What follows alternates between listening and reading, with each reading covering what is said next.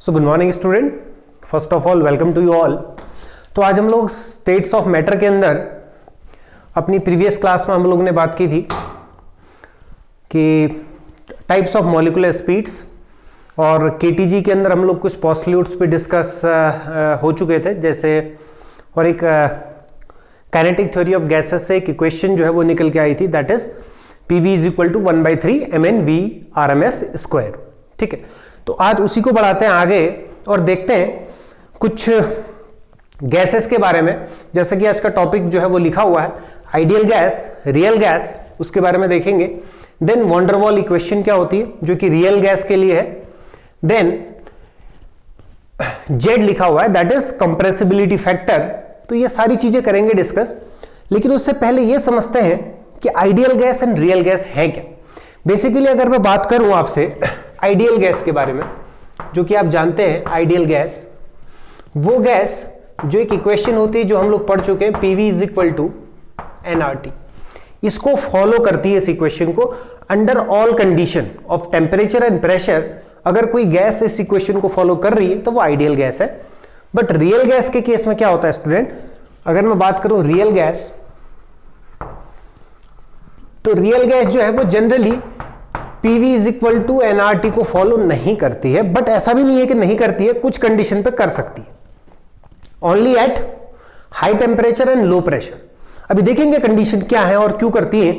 High temperature and low pressure पर जो real gas होती है वो भी इस इक्वेशन को फॉलो कर सकती है। बट ओवरऑल एक ब्रॉड आइडिया अगर हम लोग लें कि what is the real gas, तो हम ये समझते हैं कि जो gas PV is equal to nRT को फॉलो नहीं कर रही है, मींस आइडियल गैस इक्वेशन को फॉलो नहीं कर रही है, वो गैस रियल गैस है। और जो PV is equal to nRT को फॉलो कर रही है वो आइडियल गैस है। ठीक है, तो बेसिकली अगर मैं आपसे बात कहूं कि आइडियल गैस क्या रियल में एग्जिस्ट कर सकती है, अगर देखा जाए तो ideal gas is a hypothetical concept. ये क्या है, एक तरीका एक हाइपोथेटिकल कंसेप्ट है कि कोई भी गैस आइडियल कंडीशन को फॉलो कर सकती है। जैसे कोई भी चीज या कोई भी स्टूडेंट है या कोई भी है, इट इज नॉट 100% आइडियल। ठीक है, तो वो किसी न किसी क्राइटेरिया में रियलिटी को शो करेगा। तो सिमिलरली तो जो ये इक्वेशन लिखी हमने PV is equal to nRT, इसके अंदर हम जानते हैं P प्रेशर है, V वॉल्यूम है। ठीक है, इन्हीं के अंदर बात होगी कि किस कंडीशन पर ये इक्वेशन फॉलो होगी। और रियल गैस के लिए फिर अगर आइडियल गैस इक्वेशन नहीं है तो फिर रियल गैस की इक्वेशन होती है that is when der Waals equation, that is when der Waals equation. तो उस पर भी आएंगे, कंप्रेसिबिलिटी फैक्टर पर भी आएंगे। वो कौन से फैक्टर है जहां पर एक आइडियल गैस रियल गैस की तरह करती है बिहेव, या रियल गैस जो है वो आइडियल गैस की तरह बिहेव ये करती है। तो आइए शुरू करते हैं, पहले समझते हैं कि रियल गैस और आइडियल गैस में डिफरेंस क्या है। ठीक है, तो पहला बात मैंने लिख दी आपको कि it obey PV is equal to nRT under all condition of temperature and pressure. But real gas जो है वो PV is equal to nRT को फॉलो नहीं करती है, but it follows this equation only at high temperature and low pressure. अभी दिखाएंगे इसको कि हाई टेम्परेचर और लो प्रेशर पर रियल गैस भी आइडियल गैस इक्वेशन को फॉलो करती है। ठीक है, समझेंगे आगे। चलिए दूसरी पॉइंट नंबर 1। नंबर 2 ये करेंगे note, that is volume occupied by molecule. Volume occupied by molecules is not negligible.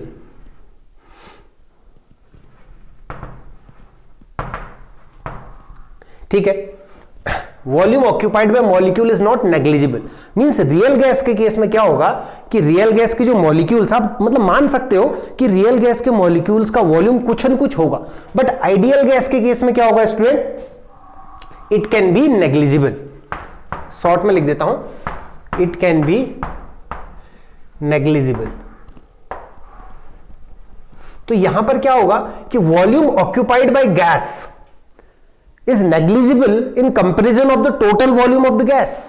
ये वाला पोस्टल्यूट हम लोगों ने केटीजी के पोस्टल्यूट में भी डिस्कस किया था। देखो फॉर एग्जांपल एक बॉक्स है, आपने यहां पर गैस के मॉलिक्यूल्स लिए, ये आइडियल गैस है। और यही चीज मैं मान सकता हूं, हाइपोथेटिकल ये कॉन्सेप्ट है, ये थोड़ा सा कंपैरिजन एक मोटे आइडिया से ये मतलब मान सकते हो कि रियल गैस के मॉलिक्यूल्स आइडियल गैस से थोड़ा सा बड़े होंगे। ठीक है, तो अब यहां पर क्या होगा कि इस गैस को कंप्रेस करके मैं सारे गैस के मॉलिक्यूल्स को अगर यहां ले आता हूं, तो अब ये वाला जो वॉल्यूम है, it is actual volume occupied by the gas molecule can not be negligible with comparison of the volume occupied by the gas. But यहां पर क्या होगा कि इन मॉलिक्यूल को कंपेयर करके रखा जाए तो इस पूरे वॉल्यूम के कंपैरिजन में ये वॉल्यूम नेग्लेक्ट कर सकते हैं। तो कहने का मतलब ये है कि volume occupied by gas molecule is not negligible in case of real gas, but ideal gas के केस में क्या होगा, volume occupied by the gas molecule is negligible. ठीक है, इसको देखेंगे आगे। In comparison of the total volume of the gas, gas के टोटल वॉल्यूम के कंपैरिजन में, सपोज ये मेरे पास एक गैस का मॉलिक्यूल है, इस रूम के कंपैरिजन में इसका वॉल्यूम नेग्लिजिबल है। बट वही चीज अगर मैं रियल गैस के बारे में बात करूं, तो रियल गैस के केस में हम गैस के द्वारा जो ऑक्यूपाइड स्पेस है, वॉल्यूम है, उसको टोटल वॉल्यूम के कंपैरिजन में नेग्लेक्ट नहीं कर सकते। ठीक है, तो यहां से निकल के क्या आएगा स्टूडेंट, इसको ध्यान से ये अगर देखेंगे तो यहां से निकल के आएगा कि जब वॉल्यूम को आप नेग्लेक्ट नहीं कर सकते हो तो गैस का कुछ न कुछ वॉल्यूम होगा। तो उस केस में देखिएगा ध्यान से कि जो अट्रैक्शन फोर्स है, attraction force between gas molecules, attraction force between gas molecule cannot neglect, negligible, cannot negligible, ठीक है, ड्यू टू विच आप मान सकते हो, जिसकी वजह से, due to which pressure exerted is always greater than pressure calculated. अभी आपको ये समझ नहीं आएगा ये वाला पॉइंट, देखिए मैं अच्छे से आपको बताता हूं। अब यहां पर क्या होगा कि रियल गैस के केस में स्टूडेंट, अब गैस का जो वॉल्यूम है वो आप नेग्लेक्ट नहीं कर सकते in comparison of the total volume of the gas. इस वजह से क्या होगा, गैस में कुछ न कुछ प्रेशर होगा। ठीक है, तो जो प्रेशर एक्सर्ट कर रही है गैस के मॉलिक्यूल्स, वो ज्यादा होगा कैलकुलेटेड से। इससे क्यों ज्यादा होगा, बिकॉज इस केस में तो हम मान के चलते हैं कि गैस का जो एक्चुअल वॉल्यूम है वो वॉल्यूम ऑफ द कंटेनर की रिस्पेक्ट में नेग्लिजिबल है। But in case of the real gas molecule have some volume, तो उस वजह से जब गैस के मॉलिक्यूल में क्या होगा, अट्रैक्शन फोर्स हो सकते हैं, रिपल्शन फोर्स भी हो सकते हैं। अब भाई प्रेशर किस वजह से होता है गैस का, the pressure is due to the collision of the gas molecule with the wall of the container. या तो मॉलिक्यूल खुद में कोलाइड ये करे और साथ में कोलिजन उस कंटेनर की वॉल से भी करे। तो उस केस में क्या होगा कि कुछ न कुछ प्रेशर गैस में होगा, और उसीलिए हमने लिख दिया कि pressure exerted is greater than pressure calculated. तो ओवरऑल हम ये मान लेते हैं कि रियल गैस के केस में गैस मॉलिक्यूल के बीच में फोर्स ऑफ अट्रैक्शन होता है, बट आइडियल गैस के केस में there is no force of attraction और repulsion between the gas molecule. इसको आप लिख ले अपने अपनी लैंग्वेज में। ठीक है, अब जो अगला मैं पॉइंट डिस्कस करने जा रहा हूं, it is one of the most important point. अब देखिएगा कि जो रियल गैस होगी उस केस में, अगली पॉइंट ध्यान से बिल्कुल इसको ये करेंगे नोट, कि वॉल्यूम अगर कम कर दिया जाए, क्या कर दिया जाए, वॉल्यूम कम होना चाहिए। साथ में बात करूं, प्रेशर अगर ज्यादा हो और टेम्परेचर भी क्या हो, कम हो। टेम्परेचर कम होगा, देखो केटीजी पढ़ चुके हो ना, kinetic theory of gases, kinetic energy is directly proportional to temperature, motion वाली बात है। तो अब देखिएगा अगर वॉल्यूम कम होगा, और चलो यहां की कंडीशन भी लिख दो, तो हाँ चलो ये वाला point, attraction force between gas molecule can not negligible, मतलब गैस के मॉलिक्यूल में कुछ न कुछ अट्रैक्शन फोर्स होगा, बट अगर रियल गैस के केस में there is no intermolecular force of attraction, intermolecular force of attraction. तो भैया आइडियल गैस के केस में कोई भी इंटरमॉलिक्यूलर फोर्स ऑफ अट्रैक्शन नहीं होगा, बल्कि रियल गैस के केस में कुछ न कुछ फोर्स ऑफ अट्रैक्शन जरूर होगा, वो कंसिडर करना पड़ेगा आपने। चलिए अगली कंडीशन जो लिखी थी इसको आइडियल के लिए भी लिख दो कि वॉल्यूम अगर ज्यादा हो, क्या हो, वॉल्यूम ज्यादा हो, प्रेशर कम होना चाहिए और टेम्परेचर ज्यादा होना चाहिए। ये क्राइटेरिया है देखिएगा आइडियल गैस के लिए, और ये क्राइटेरिया है रियल गैस के लिए। अब देखिए वॉल्यूम ज्यादा का मतलब क्या है कि भाई वॉल्यूम, अगर गैस के मॉलिक्यूल, ये गैस का मॉलिक्यूल है, अगर मैं इसको छोटे वॉल्यूम पे ले लूं तो मैं इसके वॉल्यूम को नेग्लेक्ट नहीं कर सकता हूं in comparison of this volume. अगर मैं इसी को एक बहुत बड़े हॉल में रख दूं या बाहर पूरे यूनिवर्स में रख दूं तो इसका वॉल्यूम तो क्या है, नेग्लिजिबल है। तो इसलिए वॉल्यूम ज्यादा हो तो वो कंडीशन आइडियल गैस के लिए होगी। प्रेशर कम होगा, देखो प्रेशर कम का मतलब वॉल्यूम, देखो ना प्रेशर कम है मींस आइडियल का है कंडीशन। दूसरा टेम्परेचर ज्यादा, अगर टेम्परेचर ज्यादा होगा तो गैस के मॉलिक्यूल के बीच में क्या होगा, एनर्जी बढ़ेगी, मींस काइनेटिक एनर्जी अधिक होगी, मींस मॉलिक्यूल दूर दूर भी जा सकते। तो इसलिए टेम्परेचर ज्यादा, प्रेशर कम, वॉल्यूम ज्यादा, this three condition indicates ideal gas, while that of real gas indicates volume कम हो, प्रेशर ज्यादा हो और टेम्परेचर कम हो। ठीक है, फिर बोल रहा हूं वॉल्यूम लेस, लो हो, प्रेशर ज्यादा हो, टेम्परेचर कम हो। So these are the criteria of real gas and ideal gas. I think कुछ बेसिक आइडिया आपको यहां से क्लियर हुआ कि एक्चुअल में आइडियल गैस क्या है और रियल गैस क्या है। जैसे मैंने शुरू में कहा था कि high temperature and low pressure, देखो high temperature and low pressure, देखिए टेम्परेचर हाई हो, लो प्रेशर हो, तो गैस क्या हो सकती है, आइडियल होगी। तो इसलिए बोला कि रियल गैस वो होती है जो आइडियल गैस इक्वेशन को हाई टेम्परेचर और लो प्रेशर पर ओबे कर सकती है, तो वो रियल गैस है। तो आइडियल गैस इक्वेशन को फॉलो कर रही है, तो real gas van der Waal equation को फॉलो करेगी। तो बेसिक आइडिया आपको आ गया। तो आगे चलते हैं कि ये वैन डर वाल इक्वेशन क्या है और फिर बाद में बात ये करेंगे कि कंप्रेसिबिलिटी फैक्टर किस तरीके से कैलकुलेट कर सकते हैं। ठीक है, चलिए इसको नोट करें। इसी क्वेश्चन से ही सारा खेल होना है, PV is equal to NRT से। चलिए तो नोट किया होगा आपने। आगे चलते हैं वैन डर वाल इक्वेशन। देखो स्टूडेंट, जो वैन डर वाल इक्वेशन है ना, basically this van der Waal equation को हम लोग ड्राइव कहां से किया गया, it has been obtained by modifying the ideal gas equation. ठीक है, तो आइडियल गैस इक्वेशन को मॉडिफाई करके ही अपने को क्या मिली, वैन डर वाल गैस इक्वेशन मिली। तो आइडियल गैस इक्वेशन क्या थी, PV is equal to NRT. अब देखिएगा इसी आइडियल गैस में कुछ मॉडिफिकेशन करेंगे और अपने को मिलेगी आइडियल गैस इक्वेशन। क्या मिलेगी, सॉरी वैन डर वाल गैस इक्वेशन, जो कि रियल गैस के लिए होगी। अब देखो इस पर क्या करेक्शन किए जाए, तो correction made for this equation वो क्या किया गया वो बताता हूं आपको। देखिएगा प्रेशर जो था इस पर करेक्शन किया गया, कुछ एक्स्ट्रा प्रेशर ऐड कर दिया गया। रियल गैस के प्रेशर में कुछ एक्स्ट्रा प्रेशर ऐड करना पड़ेगा, P plus delta P. Volume देखिएगा V minus delta B, volume में से कुछ घटाया, इज इक्वल टू एनआरटी। तो ये जो चीज आई मेरे किसके लिए, आइडियल के लिए आई, आइडियल गैस इक्वेशन। तो ये वाली चीज मेरे लिए ये किसके लिए आई, रियल गैस के लिए आई। तो रियल गैस के लिए जो वैन डर वाल इक्वेशन थी वो basically it was proved from ideal gas equation, and ideal gas equation is PV is equal to NRT. और यहां पर हमने क्या किया कि प्रेशर में कुछ एक्स्ट्रा फैक्टर ऐड कर दिया, इसको बोलते हैं प्रेशर करेक्शन फैक्टर। और वॉल्यूम में कुछ घटाया, वॉल्यूम को कम किया, इसको बोलते हैं वॉल्यूम करेक्शन फैक्टर। और फिर हमने सिंपल ये इक्वेशन लिख दी रियल गैस के लिए।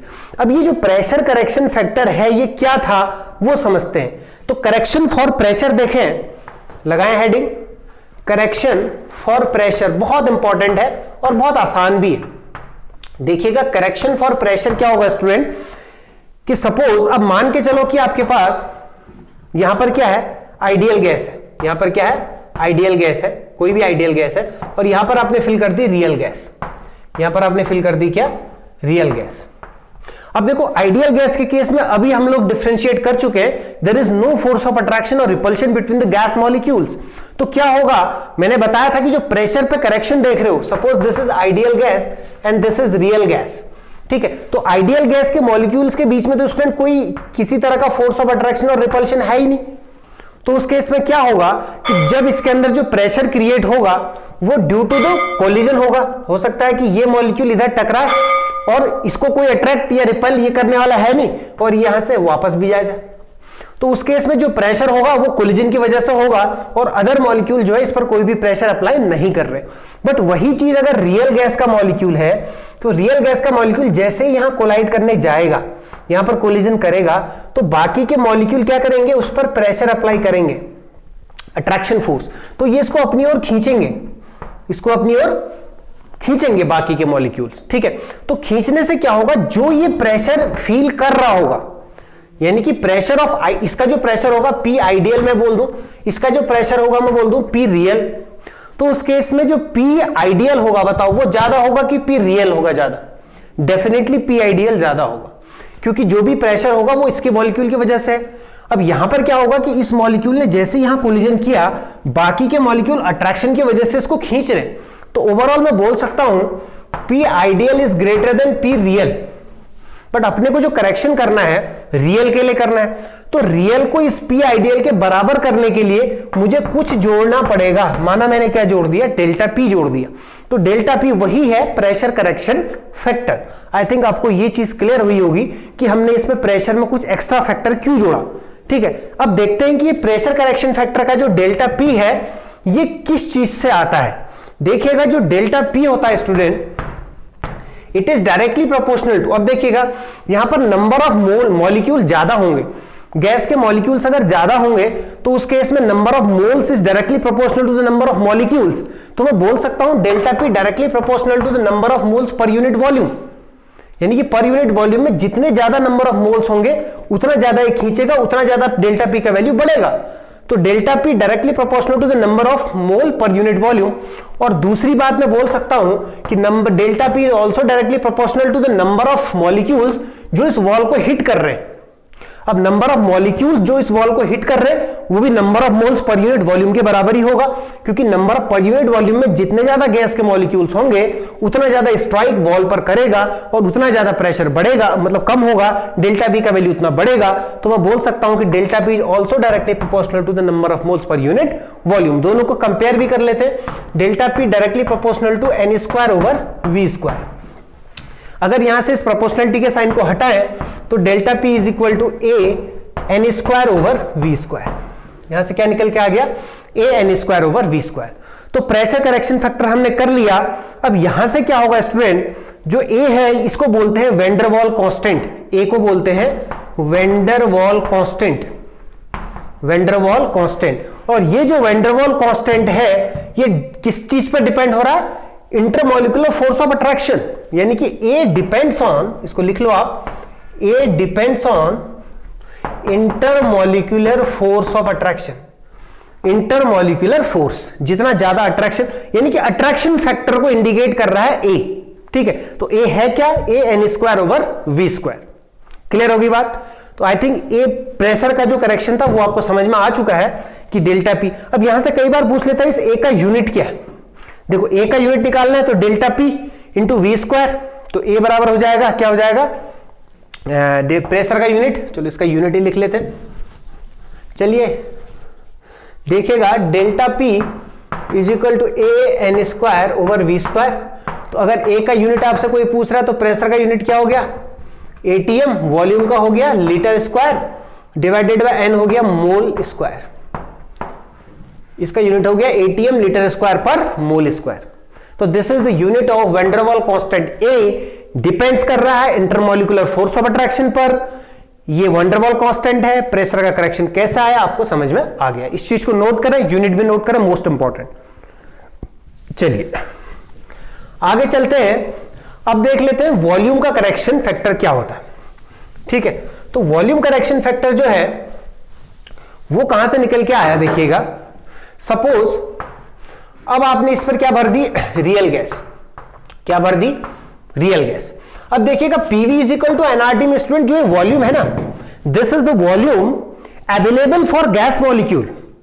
सपोज मैं इस रूम के अंदर कोई गैस भर रहा हूं तो वो गैस कितना स्पेस ऑक्यूपाई करेगी, वो स्पेस वो ऑक्यूपाई ये मतलब करेगी जो एक्चुअल में वॉल्यूम अवेलेबल होगा। मतलब जो भी थिंग्स, जो भी आर्टिकल इस रूम में अवेलेबल है वहां पर तो गैस नहीं जा सकती है। उसके अलावा जो एक्सक्लूड वॉल्यूम है, एक्सक्लूडेड वॉल्यूम इसको ये कहते हैं या फिर को वॉल्यूम कहते हैं, वो वाला वॉल्यूम है।